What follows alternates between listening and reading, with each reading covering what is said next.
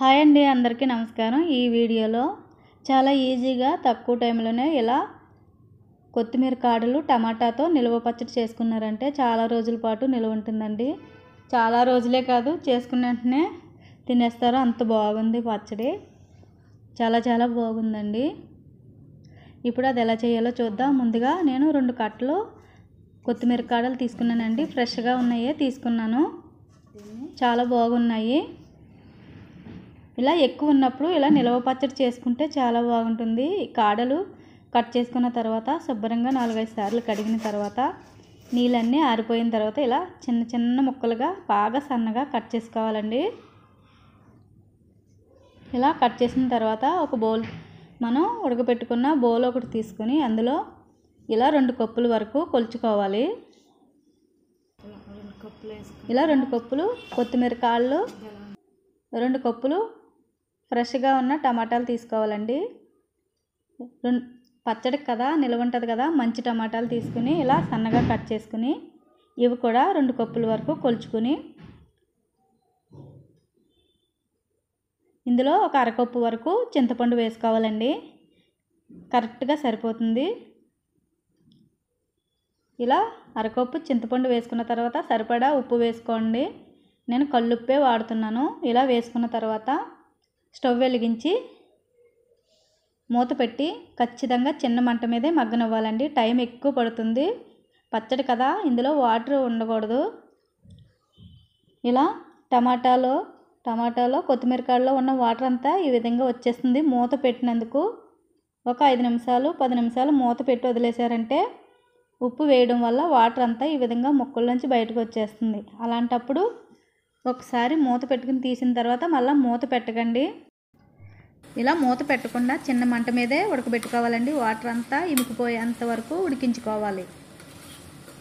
ఇలా ఉడికిన తర్వాత నీళ్ళు లేకుండా ఉడకబెట్టుకున్న తర్వాత స్టవ్ ఆపేసి చల్లారబెట్టుకోవాలి. ఈలోగా పోపుకి 4-5 ఎండుమిర్చి, 1 స్పూన్ జీలకర్ర, 1 స్పూన్ మెంతులు, 1 ఎల్లుల్లిపాయ తొక్క తీసుకుని ఒలుచుకోవాలి. కొద్దిగా కరివేపాకు, 1 స్పూను ఆవాలు, 1 స్పూను మినపప్పు, 1 స్పూను పచ్చిశనగపప్పు తీసుకోవాలి. ఇప్పుడు ఇవన్నీ తీసుకున్న తర్వాత ఇప్పుడు చల్లారబెట్టుకున్న టమాటా కొత్తిమీర కాయల పేస్ట్ ఈ విధంగా కప్పులో వేసుకుని కొలుచుకోవాలండి. కారం వేయడం కోసం ఇలా నాకు 2 కప్పులు అయింది 4 కప్పులకి.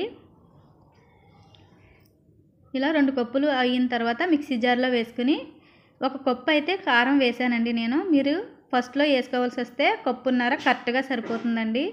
మేము కారం తక్కువ తింటాం కాబట్టి కొద్దిగా 1 కప్పు వరకే వేసాను. మీరైతే ఫస్ట్లో కప్పున్నర వేసేయండి, సరిపోతుంది కరెక్ట్గా. 1 కప్పు వేసిన తర్వాత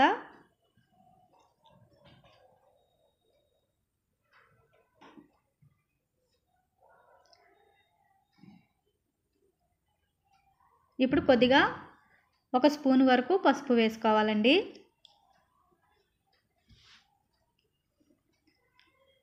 ఇప్పుడు 1 ఎల్లుల్లిపాయ ఇలా తొక్కలతోనే వేసేసుకోండి, టేస్ట్ అయితే చాలా బాగుంటుంది. ఇలా వేసుకుని మెత్తగా పేస్ట్ పట్టుకోవాలి. చూసారా, ఈ విధంగా మెత్తగా పేస్ట్ పట్టుకోవాలి. ఇలా పట్టుకున్న తర్వాత ఇది పక్కన పెట్టి ఇప్పుడు స్టవ్ వెలిగించి ప్యాన్ పెట్టుకుని పప్పు నూనె అండి, నేను 1/2 కిలో కన్నా ఎక్కువ నూనె పట్టింది.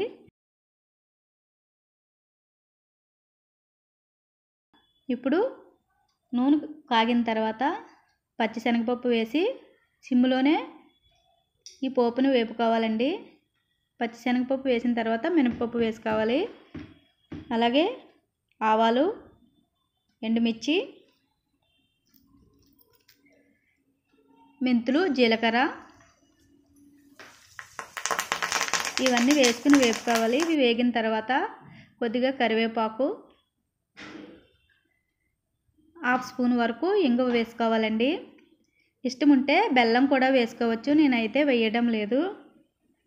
ఇలా వేసుకున్న తర్వాత లాస్ట్లో తొక్క ఒలుచుకున్న వెల్లుల్లి పొట్టు వేసేసుకోవాలండి. 1 వెల్లుల్లిపాయ పడింది. ఇలా వేసుకున్న తర్వాత మిక్సీ పట్టుకున్న కొత్తిమీర కాడల పేస్ట్ వేసేసుకోవాలి. స్టవ్ ఆపేసి వేసేసుకోవాలండి. ఇలా వేసుకుని మొత్తం అంతా కలిసేటట్టు కలుపుకోవాలి. చూసారా ఎంత బాగుందో. టేస్ట్ అయితే చాలా చాలా బాగుందండి. ఇలా నీళ్ళు తగలకుండా తడి తగలకుండా ఉంటే చాలా రోజుల పాటు నిలువ ఉంటుంది. అప్పుడు వరకు ఉంచరులేండి. ఈలోగానే టేస్ట్ చాలా బాగుంది కాబట్టి తినేస్తారు. ఇప్పుడు ఒక కారం సరిపోలేదండి. కారం ఉప్పు చెక్ చేశాను. ఉప్పు అయితే కరెక్ట్గా సరిపోయింది. కారం ఇంకో అరకప్పు పడిందండి. మీరైతే ఫస్ట్లోనే కప్పున్నర వేసేసుకుంటే కరెక్ట్గా సరిపోతుంది. ఇలా వేసుకుని మొత్తంగా కలుపుకుని ఒక డబ్బాలో గాజు సీసాలో స్టోర్ చేసుకుంటే సరిపోతుంది. అంతేనండి, తప్పకుండా ట్రై చేయండి. Thanks for watching.